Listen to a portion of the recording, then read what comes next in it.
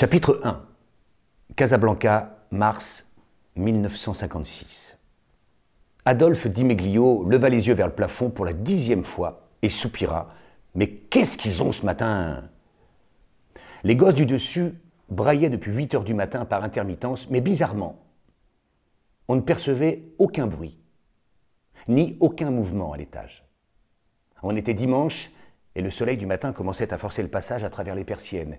Il était presque 10 heures, l'avenue du colonel Fargeau s'animait. Adolphe épluchait la vigie marocaine et Lucette les légumes, en attendant respectivement, lui, l'heure de l'anisette à la terrasse du Café de Paris, et elle, l'ébullition du bouillon contenant le collier d'agneau pour le ragoût de midi. Les nouvelles devenaient préoccupantes. Depuis la déclaration d'indépendance, les différents mouvements se livraient une guerre acharnée. Il était primordial pour Adolphe de s'informer un minimum avant l'apéro du dimanche afin de pouvoir émettre un avis péremptoire sur les problèmes politiques auxquels il ne comprenait pas grand-chose. Il était plongé dans la lecture de l'éditorial de Georges Dumontel établissant la responsabilité de Ben Barka dans l'assassinat d'Abbas Messaadi, quelques jours plus tôt, lorsque les braillements reprirent à l'étage du dessus. « Oh, la purée! Elle peut pas calmer ses gosses, la mère Bellhomme !» Il suivait régulièrement l'évolution de la situation en Algérie. Et au fil des semaines, il marquait sa solidarité avec les pieds noirs par le seul moyen dont il pensait pouvoir disposer, son accent, qui épaississait parallèlement à la situation politique algérienne. Il en rajouta une couche. « Lucette, monte là-haut, voir ce qui se passe, va !» Il reprit sa lecture pendant que sa femme se dirigeait vers la porte en s'essuyant les mains sur le tablier. Il n'avait pas saisi toutes les finesses de l'argumentation de Dumontel, mais sa conviction était établie. L'ALN avait bien fait assassiner Messaadi. Il pourrait descendre à l'apéro, l'esprit tranquille. L'odeur du ragoût se répandait maintenant dans l'appartement. La chaleur était montée d'un cran et Adolphe sentait les premières gouttes perler sous ses aisselles. Il avait toujours été corpulent et particulièrement exposé aux effets de la chaleur, surtout sous les aisselles. Il attrapa la bouteille de gris de Boulaouane dans la glacière et se versa un verre savamment dosé pour lutter contre la transpiration. 3 gorgées plus tard, Lucette se tenait immobile à l'entrée du salon. Il l'interrogea d'un coup de menton précis et signifiant. « C'est bizarre, dit-elle, en se tortillant les mains. On entend les gamins pleurnicher, mais personne ne répond. Elle a dû sortir faire une course. Depuis 8 heures ce matin? Et un dimanche? Et pour acheter quoi? » Lucette tenta une explication charitable. Elle a peut-être été à la messe. Elle, le jour où il ira à la messe, ce sera pour agiter un drôle de goupillon, tu peux me croire. Et il partit d'un éclat de rire gras et généreux qui eut immédiatement pour effet d'augmenter de plusieurs centimètres le diamètre des auréoles garnissant ses dessous de bras. Lucette hésita longtemps avant de lâcher d'une voix timide la phrase qu'Adolphe redoutait d'entendre depuis un moment. « Tu ne crois pas qu'il faudrait faire quelque chose ?» À ce moment précis, il comprit que l'apéro du dimanche au Café de Paris était foutu. Il posa le journal sur la table d'un geste las, rentra la chemise dans son pantalon et ajusta les bretelles qui jusqu'alors tombaient sur ses cuisses comme les tentacules d'un calamar échoué sur la grève.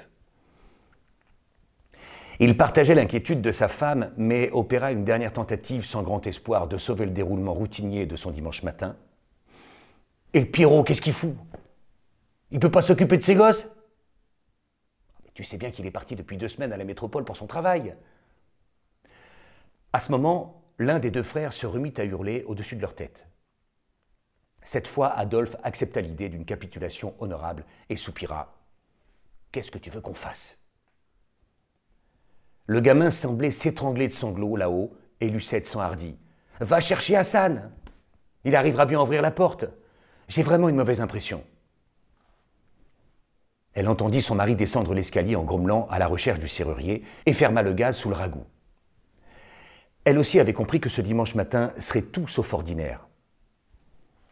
Là-haut, les cris s'étaient calmés, mais les instants de silence devenaient plus inquiétants maintenant qu'elle y prêtait attention. Elle attendait presque avec impatience la reprise des pleurs, comme on guette les signes de vie au milieu d'un cataclysme. Elle scrutait avec angoisse le retour de son homme et s'approchait fréquemment de la fenêtre pour jeter des regards sur le boulevard. Les Bellhomme s'étaient installés depuis 1 an environ avec l'aîné des enfants. Elle était enceinte du deuxième, puis elle s'était absentée 3 mois pour accoucher du petit dernier en métropole, comme si la clinique de Casa n'était pas assez bien pour elle. Ensuite, elle était revenue avec les 2 petits et avait réintégré l'appartement. Lucette la trouvait hautaine et peu souriante, comme si le voisinage des Di Meglio ou des Ortega, les occupants du troisième, lui pesait. Comme si l'accent lourd et épais des Français du Maroc, qui envahissaient régulièrement la cage d'escalier, mêlé aux odeurs d'aubergines frites et de cumin, lui soulevait le cœur.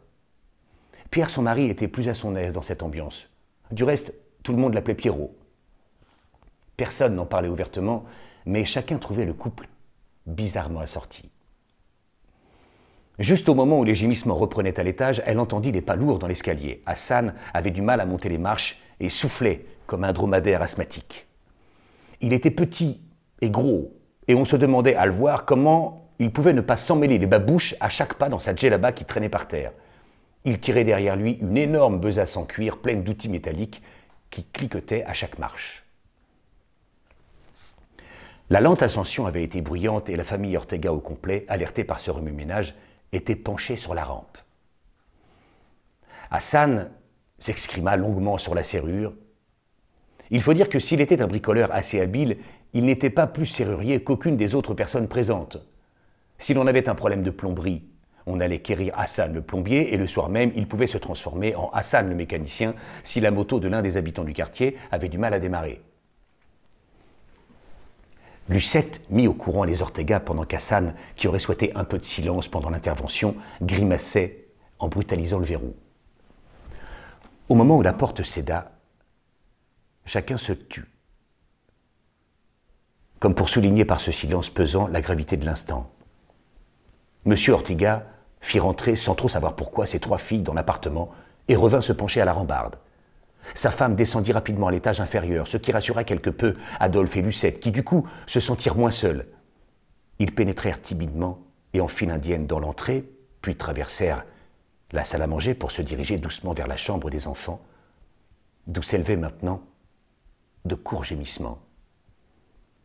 La chambre était plongée dans la pénombre, et ils ne virent pas grand-chose en y pénétrant, mais tous perçurent immédiatement l'odeur âcre qui emplissait les lieux. Lucette, comme pour rassurer tout le monde, ouvrit brutalement les volets. Au fond se trouvait un lit en fer, et debout, devant ce lit, comme accroché au barreau d'une prison, l'aîné, âgé d'à peine 2 ans, regardait son petit frère hurlant de plus belle à la vue de ce groupe médusé qui envahissait la chambre sans oser parler.